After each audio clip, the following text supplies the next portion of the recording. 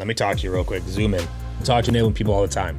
One of the first questions I ask them is, how closely are you attached to the top performer? How well do you know the top performer? How well do you know what they do, what they say, how they follow up, what their process is?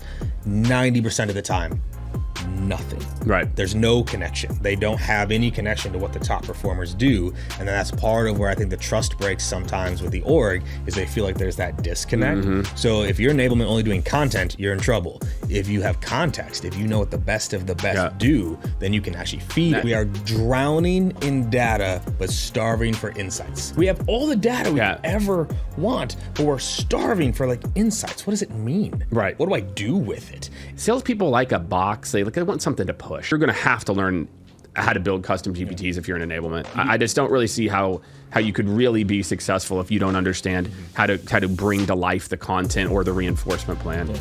AI-powered seller. What's going on, everyone? Episode numero tres. Happy New Year. Right? Good to see you, KD. Happy New Year. Did you have a good time, Jake? Did you have a good time? I mean, yeah, man. New Year's is a fun one. You know, I've got 2 kids, so, you know, we don't get at it like we used to, but, you know, I can still make it till midnight, man. The girls definitely, they're excited about staying up till midnight. I'm the one that's like, all right, cool. Have fun. Do the countdown. Have a good You're out. I'm You've had a couple of tequilas. And me and midnight aren't friends. We don't really know each other. Well, nothing. I mean, let's at this age. I mean, yeah, then you got to get up in the morning. And as you get older, man, have a couple drinks. I review my goals. You know, bring it. New Year's Eve night, you review your goals. Oh, yeah. Wow. All right. Yeah, right? Because it's going into the new year, right? So I review the year, right? Spend some time with wifey. Just, hey, take it all in and say, all right. Good times. All right, I like that, man. Yeah, I've got a thing I do it every week. I review my goals every week. I've got a review because if you don't do that, you won't stick with it. And now, you know, sometimes I don't stick with it, but you know, we all do our best. We're all humans. We're not AI yet, Jake. That's We're not right. AI yet. Well, maybe AI can do my goals for me. You know, like, could I just set up goals and then AI just does it for me? Those are called agents. So yes. Agents or agentics, which is the future. Which I think we'll tackle agentics here coming up here for everybody. We'll get that. So today's episode, I know some people saw today's episode and we're like, oh, let's go. I mean, some people probably like, let's go because, man, my enablement team is not doing anything for me. Other people were like, okay, this is interesting. And enablement people, don't get me wrong, enablement people, we love you. I love you.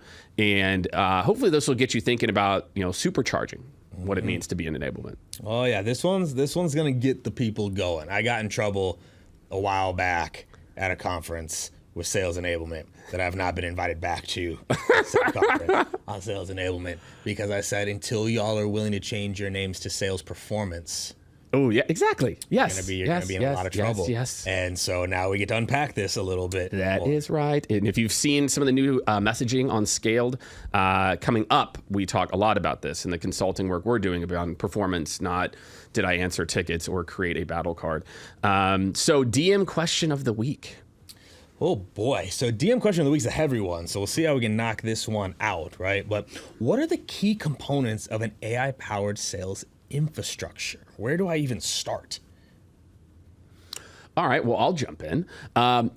Look, I have been advocating the productivity use case. I really feel like a lot of what I see is people are focused on the data. Well, that gets me better data and insights. And I ask the same question. What are you going to do about it? Do you really need more data? You don't. Chances are you got all the data you need and it's okay. So to me, one of the key components is just like how your team knows how to use Google search as a part of their day-to-day from a productivity standpoint, your teams need to know how to use generative AI chat as a part of their day-to-day productivity.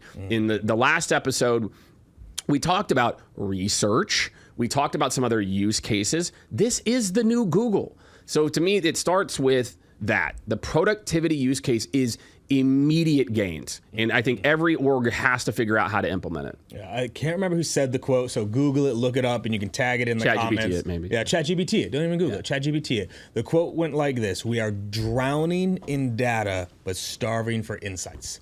I think I've heard that before. And it's just a classic. It's true. Like, we have all the data we ever want, but we're starving for like insights. What does it mean? Right. What do I do with it? And so I think that's where, if I look at the foundationals, like you have the data, but I think you can start to use this in your infrastructure of like interpretation, insights. What are the trends, right? Like what does it notice in patterns? Because then you can do something about it outside of it. But it does, I love the word in here, infrastructure, because they're starting to think about this as a piece of the entire. Right. So it's the insights for you. Yeah, I agree.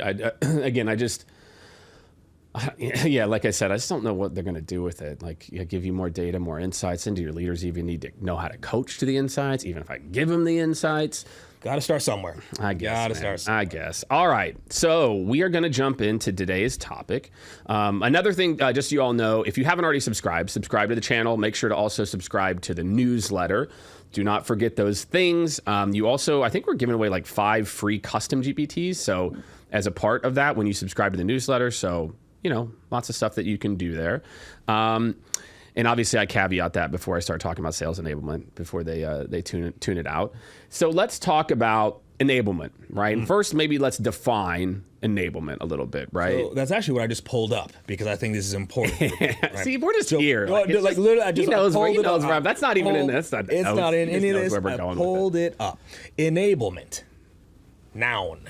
The action of giving someone in the authority or means to do something, right? Or the action of making something possible, which I think is the best use case here. The enablement, the action of making something possible. Now, what's also funny about this, we'll do a screenshot of this, is, I got to show you this. Look at the use of the word enablement. Since the 1950s, nobody used the word. Before 1950s, the word enablement did not exist. Didn't even get used. And then for whatever reason, it's now a thing. And especially in revenue, it's the same idea. Over the last 10 years, all of a sudden sales enablement is everywhere. So I think if we start with the action of making something possible, I think if we pause the episode right there and had a lot of enablement teams look inward and go, am I making something possible that was not possible before? It might shift a little bit of how they approach things. Yeah, and as we get into, do you feel like, is it a CRO issue? Is it a VP? Is it an empowerment issue? Is it a, what do you think, is a piece? And it's probably different for every org, right? But so, there's a lot of things actually to unpack there, because at its core, I think, let's call out the elephant in the room that I think even enablement leaders will agree with, is oftentimes sales teams do not respond to or engage well with enablement content, sessions, and trainings. I think that's a pretty well-known kind of fact out there. So you have enablement over here going we're doing all these things to try to make something possible. You have sellers over here going they don't get my world, or there's another training this Friday, and they discard it. And we have people on the wrong side. Now, to your point in the question, do I think some of that is leadership? Absolutely. Yeah. Absolutely. I'm the CRO. Enablement always reports to me. Has to, right? Always reports to me. It doesn't report to L&D. It doesn't report to operations. It reports to me. Enablement is my right hand. So when my enablement team is doing things, my sellers know it's going to happen. We're implementing this thing. This is not them over here doing things, but I think you probably have even more insight into this because you go into orgs where they're like, well, we already had a battle card, or we already built this, and it didn't work, and it's not working. So I'm curious, when you look at companies you're going into with enablement, let's start with that. Where do you see the gap? Enablement, to be clear, enablement, I love y'all. I love the concept. I love the intention, right? It's necessary. Building you have to have it. We have to have it. But it always seems like it's on different sides of the org, and it doesn't ever seem to really click. I'll tell you, there's a couple of things. There's really 2. If you wanted to simplify, and if you're any enablement org, and as we'll get into some of the ways that AI might replace parts of this too, one is change management. And what I consistently see with a lot of enablement programs, there's not the change, behavior change isn't easy, right? And I'm going to take a real world example from a project we did last year. AE, outbound excellence, right? Company, 100-something sellers. We got to start doing outbound again for AEs. Probably sounds familiar for a lot of you. We've done trainings, but that wasn't the solve. The solve is whenever we came in, it's no, we're going to create an AE outbound excellence that I'm going to get every single VP and sales leader to sign that this is the new bar. This is where we're going to hold people accountable.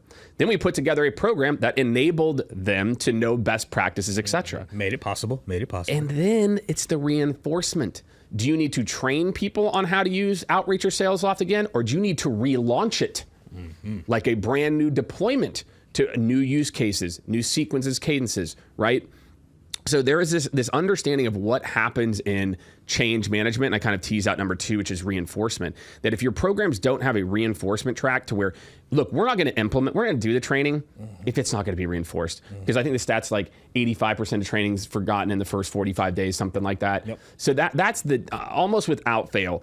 And sometimes we butt heads with enablement because of this. It's like, well, we did the training. I'm like, but we didn't do the change management. You got to get senior leadership to buy in. So in that project, look, we had the CRO come in and explain the why. That's how we started the training.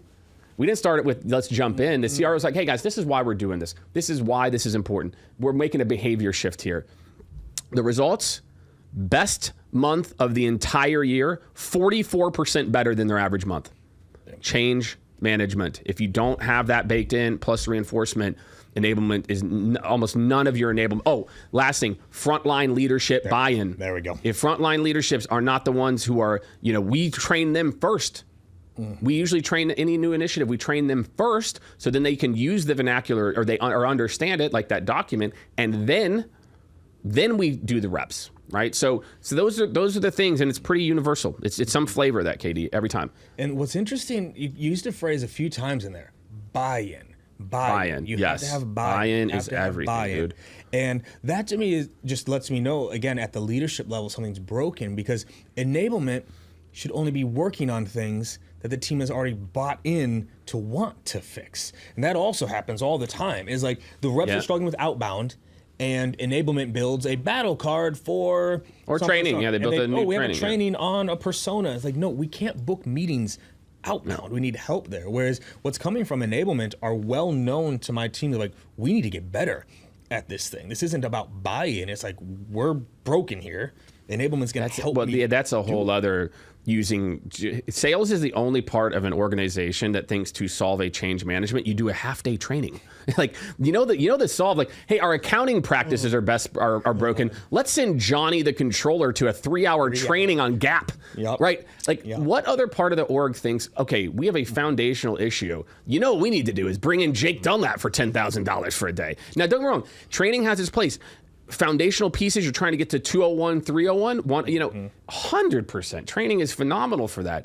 But I think that's it too, is enablement is asked to, is not given the reins at time to do the reinforcement and the error cover from up top. So then I guess that's my enablement. To the question, does AI replace sales enablement? Ooh, it's interesting. All right, I'll give a couple takes, and I'm going to toss it back over to you. Here's what I believe. I believe an enablement team today, again, I'm going to try to give a fast fact here. These are Jake's facts, which means they're 80% right 100% of the time. So 5 to 1, maybe? For every 5 enablement people, I can have 1, maybe? Okay. Maybe 4 or 3. Let me just tell you why. Okay, if you've already taken the time to create a Zendesk battle card, and you've already taken the time, you built a CFO buyer persona, I can now build 55 permutations of those two mashed together in seconds, where I can be like, hey, I've got somebody in this industry, here's the CFO, here's our battle card, because ChatGPT can create a custom GPT for scenario planning. We've got a bunch of them. And I can say, hey, here's my exact situation. It already knows who the persona is, etc. Create a quick talk track for me. So the ability to hyper customize enablement-based content to specific deals and scenarios, they're infinite. It's infinite. Yep. And so that is where I say I think the right enablement team that is empowered to create custom GPTs around specific use cases and can just crank content at an unbelievable level. And then, I've been messing around with, we use Google Suite, Gemini. And I'm still early in my phase, but man, it's getting pretty good at creating slides. It's getting better. It's getting better at creating supplementary docs. So again, just the amount of high quality content that I can crank now, that is so customized, it's unfathomable a year ago. Well, I think that's the first major call out is if your enablement team is only creating content, then yes. Absolutely. Yeah, good call. Absolutely. Yeah, good call. If you are a content enablement team, you're making battle cards, you're making slides, you're making handouts, yes is Yeah. the answer, right? Like that is actually very easy to replace. I feel like if all you're providing is content, if you're providing context, that's the next level where AI is not there yet, where you know what the best of the best do. AI doesn't know who your best sellers are. You should in enablement. In fact, this one almost always, it's, enablement. Let me talk to you real quick, zoom in. I talk to enablement people all the time. One of the first questions I ask them is, how closely are you attached to the top performer? How well do you know the top performer? How well do you know what they do, what they say, how they follow up, what their process is? 90% of the time, nothing. Right. There's no connection. They don't have any connection to what the top performers do. And then that's part of where I think the trust breaks sometimes with the org is they feel like there's that disconnect. So if you're enablement only doing content, you're in trouble. If you have context, if you know what the best of the best do, then you can actually feed it. That would allow you to create a better custom GPT as well too. Yeah, if you're in enablement right now and you don't know how to create a custom GPT, you are, again, like marketers have a lot of marketers have figured this out. A lot of marketers have already realized, hey, I can program this thing with giving it 30 different blog posts, and it can now help me to, either edit my content for tone or help to start the content creation. So that to me is one of the most important applications for enablement. Enablement, you need to become masters at creating custom GPTs. Because it's usable. This is the other part with so much with enablement is it's not usable. Reps don't use the battle card. I cannot. Right, exactly. I cannot think of the last time a rep was like, "Wait a minute, let me pull up the Enterprise Eddie battle card and figure something out." Oh God, it's usable. so sad, but so true. Whereas a GPT is usable. I can go in and I can say, "Hey, I have a call coming up with a." It's actionable. Whereas again with enablement, too often it is just one-sided. That's right. The rep receives, but they can't use it. And custom GPTs, oh man, like this should be a gold mine. And it's not technical. I think for a lot of you listening, whether you're a sales leader or revenue leader and you're like, man, Jake, this makes sense. You don't need to be technical. You just need, you need to understand like what goes into it. And it's the ability to upload these things. And again, just to kind of play off of what you said, Kevin, I remember I had a conversation about a year ago with a sales leader, and I asked her, I said, because we were talking about this, the ability to access your content in a usable way. And I said, you use Seismic or HighSpot or these tools. I go, when's the last time you checked the usage? Oh, don't do it. She goes, don't do it. She literally goes, I'm terrified. I'm like, wait, so you've invested, Seismic is not a cheap tool, neither is HighSpot or insert whatever CMS you use, and SharePoint, and you are too scared to look at the usage metrics. This is a chance for enablement to be the hero, right? Like enablement, if you can realize that you can take parts of your playbook, and now I've got competitive deal winner custom GPT that is customized to these use cases. It knows our personas, it knows our battle cards, and the reps can interact with it. You got to bring this content to life. Bring it to where they are. Yeah. Embed it into Slack. Make the custom GPT. Have it bookmarked of like, you made all this content. Now feed that in. And then to your earlier point, reinforcement. How could enablement be using AI to reinforce the things that they are teaching? Yeah, talk about it, man. Right. So if you think about, most trainings, you show up, the reps sit there for an hour, and they're fully focused, by the way. 100%. They're not on email. They are virtual. dialed in. That's they right. are just in it. That's right. Slack is off. They're phones in their pocket. Camera's always on. Do not disturb, engage. Like they're engaged. Yes, 100%. But then for some reason, they just don't remember everything. It's just weird. Yeah. Whereas if after that training, a quiz GPT went out asking everyone 5 to 6 questions of the training, and they can't move forward until they've passed it. Well, now you've got some reinforcement. And then if you created a coaching bot to reinforce that, where it's like, okay, the objection for the CFO is XYZ, how would you handle it? And they are typing it, and they have to send in. Right? Send it to your sales leader. Yeah. Send it to your sales leader when it's done. Now you have the reinforcement. And then you could, upload your most recent call transcript to go, like all this reinforcement that enablement can't do right now because one, they're disconnected, but two, they don't have the resources to do it. Now that training sticks, and you can actually say, wow, performance did go up. Call scores were this 3 weeks ago. Now they're this. The closed lost reasons for pricing made up 40% of our deals last quarter. They made 26% of our deals this quarter because we focused on the pricing objection and how to handle it and all that. The reinforcement with quiz bots, one-pagers, coaching bots, all of that is just, it should be a gold mine. And I think for a lot of you too, like you don't literally ChatGPT, my friends, can do all of this. I think there's a lot of people selling really point-based Gen AI solutions right now that are interesting, but again, the future are these little agents, right, that are very good. And what we found too, because we built a bunch of these, right, is salespeople like a box. They want something to push. And if this one says competitive deal winner versus like my value prop, it's like, no. And then this one does this other thing about discovery prep. And we found that like these very use case based ones that you can program. And obviously we've got a suite of them. So go check them out. If you're like, Jake, I'd love to get these or customized, you can go check out Journey and the things that we're doing there. In the show notes, you definitely should, because then you can kind of cheat and get ahead and look like a hero. But I do feel like this is something, I feel like you're going to have to learn how to build custom GPTs if you're in enablement. I just don't really see how you could really be successful if you don't understand how to bring to life the content or the reinforcement plan. Yeah. I mean, I'm a prime example, I'll say in this. I have always had enablement teams. Always. I've always had them. They've always report to me.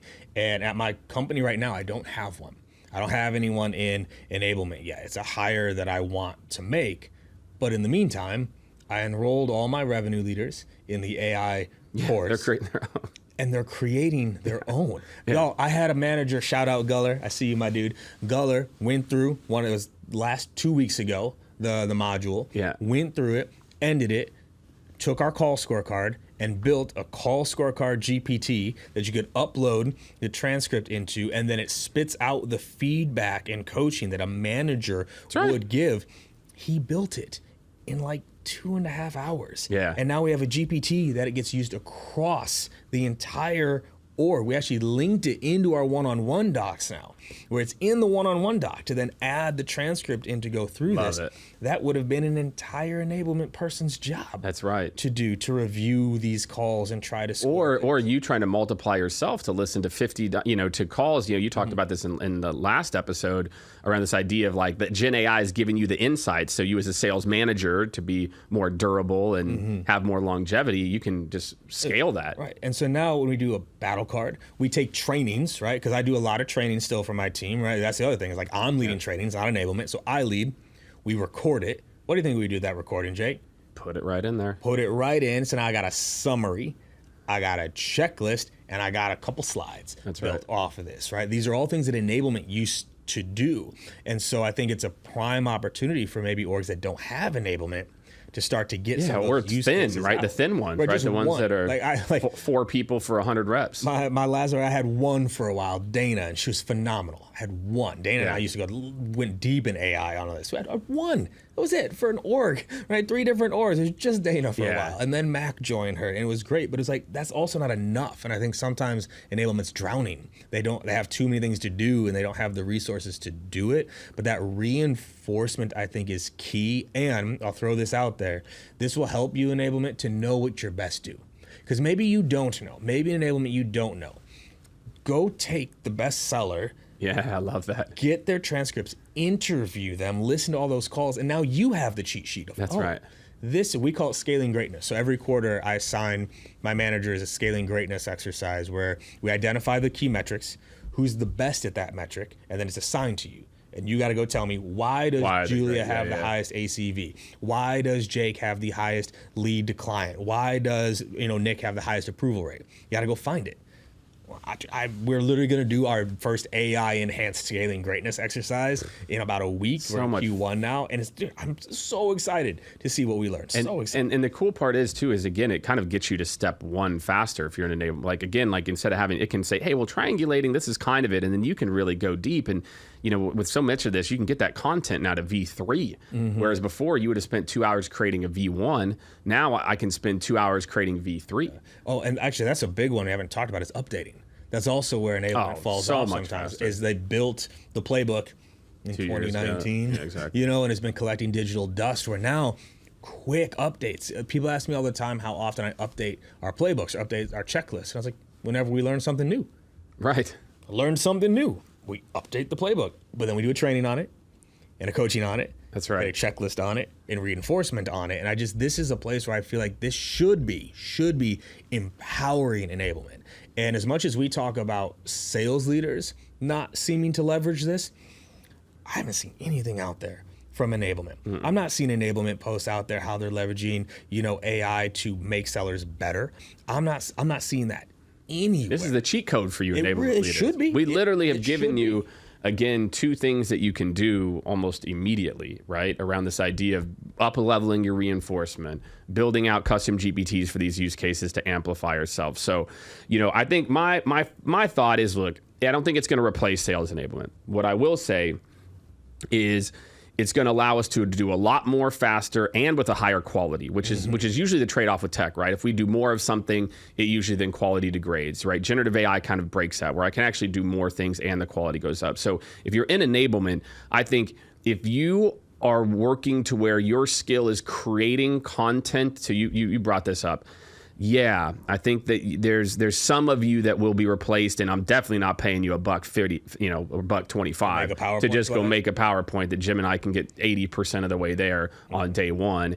But I do feel like there's actually a really big need for it, and I think kind of my final thought is, and you touched on this, is, and one thing I maybe didn't mention in the beginning of the episode is the other thing with enablement is, can I tie this project, this thing, to a revenue metric, right? And you mentioned this a couple of times, performance. So the more enablement you are focused on, like that project that I mentioned, you better believe I talked to the head of RevOps. I said, set up the report, make sure we have the report to track this, so afterwards I can prove return on investment. And so if you can continue to prove ROI in your work, you can continue to make sure that you are aligning to the needs and you're being more dynamic, you're going to be so far ahead. You're going to be worth 250, 350. Little secret, my enablement orgs are always tied to a metric.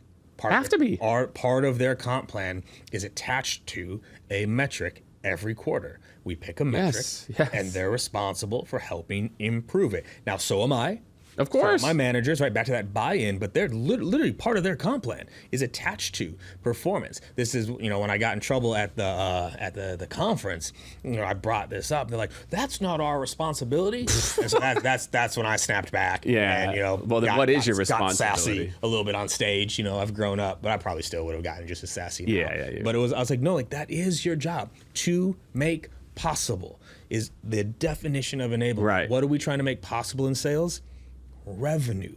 That is what we are trying to do. And so if your orgs aren't getting better, they need to be. Enablement, y'all, this should be your cheat code. This should be your cheat code to make better content, more content, reinforce the content, see if the content is sticking, and then be able to bring all that together. Like, if you're only doing content, you're in trouble. But if you enable this, and y'all let AI help you. If you don't know how to build a custom GPT, join the community, get in here, sign up for this stuff, but ask AI to help you. Try asking, hey, I want to build a custom GPT that will help me do X, Y, and Z. What would be some good prompts? It will tell you how to build itself. This is why this technology is so wild. So great. It's building itself. So I hope more enablement people listen to this. I hope they take in the wow, this should be a good thing for me. Not to be afraid of it. This should be a good thing if you do it. That's it. I feel like RevOps. I think we got an episode. We're coming for you next. We got an episode for you next.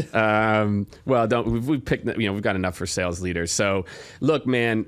Hopefully, anyone listening, again, if you're in sales, you can be doing this stuff for yourself, sales leadership, etc. So, I don't think we're saying it's going to replace people, but if your skill sets are a certain skill set and not more big picture thinking, creative, cleverness, we've talked about this. It's going to be tough. So, KD. Another great episode in the books. Hell yeah, my man. All right, man. Happy New Year, everybody. Thank you for tuning in. If you're on YouTube or listening, if you're on the podcast, make sure to subscribe.